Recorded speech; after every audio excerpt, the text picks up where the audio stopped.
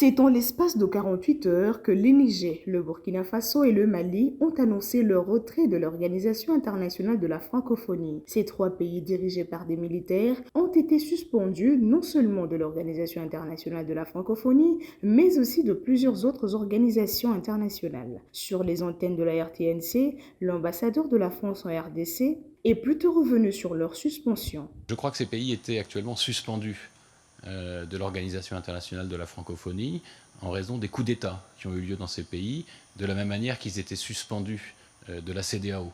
Et je pense qu'ils ont quitté la CEDEAO pour contester leur suspension. Et donc, après, je ne suis pas le porte-parole de ces trois États. Ce que je relève simplement, c'est que le Niger occupe une place particulière dans la francophonie parce que c'est l'ancien président Hamani Diori qui était un des fondateurs. Il faut rappeler que la francophonie est née au Sud, qui avait 4 fondateurs, qui étaient le président Senghor, le président Bourguiba de Tunisie, le président Diori du Niger et le roi Norodom Sihanouk du Cambodge.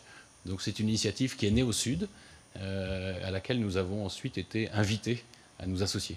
Parlant de la position du Rwanda dans l'OIF, le diplomate français a martelé sur les résolutions du dernier sommet de la francophonie.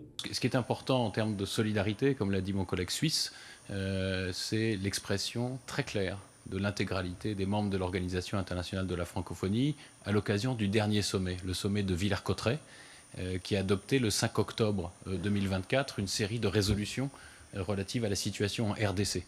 Donc cette résolution est disponible sur Internet, elle est consultable, et cette résolution de l'ensemble des États membres condamne la violation de l'intégrité territoriale de la RDC, condamne la présence de forces militaires non invitées, exige leur départ, condamne aussi l'exploitation illégale des ressources naturelles de la RDC et apporte son plein soutien aux initiatives existantes, comme vient de le rappeler mon collègue suisse au nom du groupe.